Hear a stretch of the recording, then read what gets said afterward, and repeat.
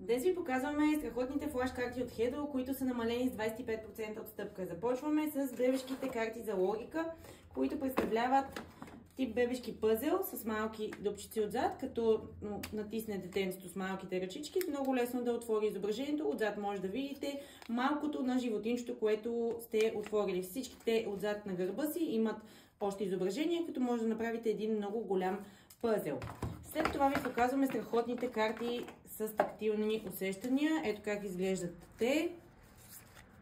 Тук децата могат да усетят всяка една карта и съответно да намерят в изображенията същата фигура.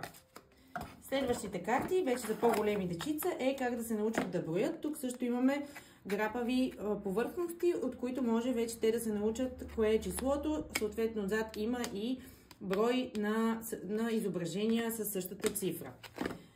Цветовете е другата забавна игра, която децата учат много лесно, защото имат изображение и съответният цвят. Ето как изглеждат те. И за по-големите дечица тук имаме страхотните карти с приказки. Снежанка, Пинокио, Малката русалка, като могат да бъдат разказани на един път или да се разместят картите и да си измислите своя собствена приказка.